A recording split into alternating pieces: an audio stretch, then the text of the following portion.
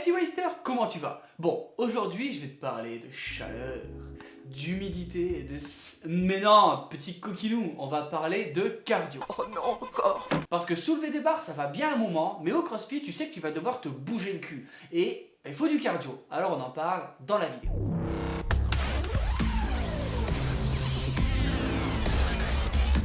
Ah, le cardio, je crois que c'est la plus grande contradiction qu'on peut trouver, parce que ça peut être d'un chiant, mais ça peut aussi être relativement fun selon le training et l'intensité que tu vas y mettre. T'es sûr? Après c'est sûr que si dans ton WOD tu tombes sur un 10 km à saut bike, et il y a des chances que niveau éclate ça soit pas top. On est d'accord. Enfin bref, aujourd'hui le but c'est de continuer un petit peu dans les vidéos collaboratives. Cette fois je voulais m'attaquer au cardio, mais surtout aux ergos. Mais Jordan, dis donc, c'est quoi un ergo ? Eh bien, un ergo, mon cher Wester, c'est simplement un appareil de cardio. Donc si tu t'attendais dans cette vidéo à parler de burpees, eh ben c'est raté. Oui, je sais, c'est triste, mais je pense que tu vas te remettre. Et non, on parlera pas non plus de DU. Alors c'est parti pour faire un petit point sur les ergos de CrossFit et savoir lequel, selon toi, est le plus horrible. Commençons simplement et efficacement. Le rameur. Je pense ne pas me tromper pour dire que dans toutes les boxes, il y a des rameurs. Donc tu peux pas ne pas le connaître. Moi perso, quand je vois le rameur dans un WOD, ça me fait pas trop chier parce que j'aime bien, mais il faut d'abord avoir la technique. Et pourquoi faire? Parce qu'autant ça peut être super efficace, mais si tu tires trop sur les bras ou pas assez sur les jambes, que t'es pas synchro, et ben tu vas te rendre compte que t'avances pas du tout. Mais là où ça peut devenir horrible, c'est quand t'oublies un tout petit détail auquel généralement tu ne penses pas avant d'y avoir été confronté. J'ai pas 36 façons de te le dire, mais en tout cas, si tu tombes sur un WOD long au rameur, pense à ton cul. Oui, je te vois, vas-y, rigole, lâche-toi, t'inquiète, y'a pas de souci. Mais le jour où tu tombes sur un 10 km rameur, on verra à la fin si t'auras mal aux jambes, mal aux bras ou si t'auras vraiment mal au cul. Là, tu vas revenir en laissant un commentaire en me disant que j'ai raison. C'est clair. Ensuite, j'ai envie de continuer avec un ergo qui est arrivé il y a pas tellement longtemps, le Airbite. Ça aussi, la première fois que j'ai testé, j'étais innocent, je me suis dit, bah tiens, maintenant c'est cool, en WOD, et ben il va y avoir du vélo. Vous vous trompez.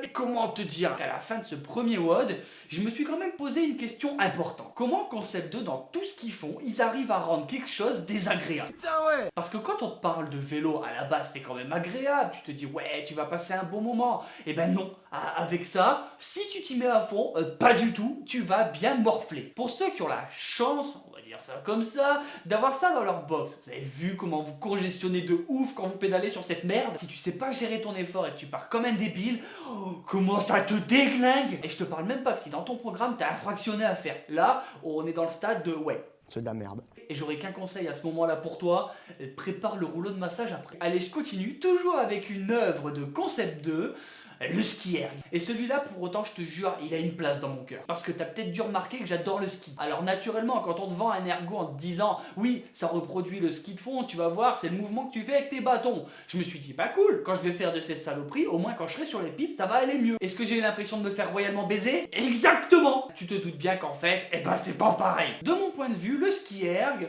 eh ben c'est aussi bien que de faire du rameur, mais sans les jambes. Et donc ça a la fâcheuse tendance de défoncer les bras, mais en plus de ne pas avancer du tout. Et il y a un autre détail important, du fait de sa conception, tu le trouves généralement devant un mur. Ce qui fait que niveau paysage, niveau sociabilisation, etc., t'es approximativement à 0,2 sur une échelle de 10. Jordan, je trouve qu'en ce moment tu râles beaucoup quand même. Non, je ne râle pas, je m'exprime, c'est différent. Pour le suivant, attention, je suis conscient qu'il n'y a pas beaucoup de monde qui l'a dans sa box, mais il faut quand même en parler. Le Air Runner. Alors, petit point rapide pour ceux qui ne connaissent pas, en gros, c'est un tapis de course, mais sans moteur, c'est toi qui vas l'actionner en courant. C'est-à-dire? Le délire, c'est qu'avec ta foulée, ça va gratter le tapis et donc ça va l'actionner. Et donc, encore une fois, cette question qui te taraude sûrement, pourquoi c'est horrible? Bah déjà, parce qu'il va falloir que tu apprennes à courir dessus. Je ne crois pas à ça. Le tapis, comme tu peux le voir, il est pas plat, il est légèrement incurvé. Et donc pour accélérer, il va falloir que tu te places en avant du tapis. Ce qui veut dire que si tu vas derrière, tu vas ralentir. Ouais, c'est pas faux. Et le problème dans tout ça, c'est que tu vas devoir arriver à doser. Oui, ça paraît simple, dit comme ça. Il n'est pas du tout. Pour te faire un résumé, moi quand je cours en général, je suis entre 12 et 15 km/h quand je suis en forme. Mais bien sûr que je peux le faire. Et bien sur ce tapis, si tu te places mal, tu peux vite te retrouver à 7 km/h en courant avec l'intensité de tes 12-13 parce que t'es à l'arrière du tapis. Et là, Génial. Donc rapidement, tu t'épuises, en plus t'avances pas, et ton mental, eh ben ça devient comme popcorn. Et si dans ta tête tu te dis c'est pas grave, je vais rester en avant, comme ça je vais avoir une vitesse élevée, ben non, parce que le truc il va continuer à accélérer, et c'est là où tu vas te casser la gueule royalement. L'avantage c'est que s'il y a des caméras dans ta box, il y a des chances que tu passes sur des sites un petit peu marrants. Non mais ça va pas, non? Voilà pour cette magnifique invention. Je pense qu'il est l'heure de passer au dernier ergot à présenter, enfin... S'il y a encore besoin de le présenter, ça peut pas être si terrible que ça. Tu fais ta chochotte, t'as pas de mental. Tu sais forcément de quoi je veux parler, Nom de Dieu, de putain de bordel de merde, de saloperie, de connard, d'enculé. Dassault Bike. Je pourrais te dire que j'ai fait des recherches pour essayer de trouver des techniques pour avancer plus vite, etc. Mais dans tous les cas, dans tout ce que j'ai testé, eh ben non, ça fait tout le temps mal. Quoi que tu fasses, avec plus de rythme, avec plus de force, à la fin, t'es carbo. Mais ta gueule!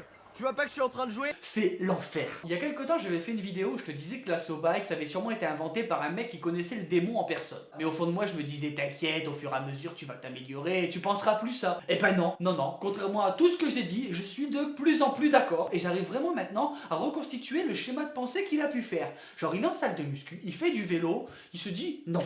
Franchement, c'est quand même un peu nul, je vais trouver autre chose. Il se lève, il va sur un vélo elliptique, il commence, il se dit, non. Ça aussi c'est un petit peu nul. Et si je réfléchissais et que je faisais un truc doublement nul, et ben voilà. Surprise, motherfucker. La Bike était née. Et clairement, Paris réussit. Il a gagné une place en enfer et plein d'argent. Parfait. Bon voilà, c'était mon petit tour d'horizon des ergots au CrossFit. Donc dis-moi pour toi, quel est le plus horrible, celui qui te fait le plus transpirer ou celui que t'aimes le plus. Donc c'est en commentaire que ça se passe comme d'habitude pour en parler. En attendant, la vidéo elle est terminée. Si t'es pas un dalleux, laisse un pouce bleu, abonne-toi. Si tu veux rejoindre la team et voir un petit peu plus de l'envers du décor, n'hésite pas à me rejoindre sur Instagram et Facebook. Tu te doutes, les liens ils sont en description. Si tu veux porter les couleurs de la team et soutenir les projets, pareil, il y a le store. Et nous on se retrouve chaque mardi et vendredi pour une prochaine vidéo. Ciao ciao.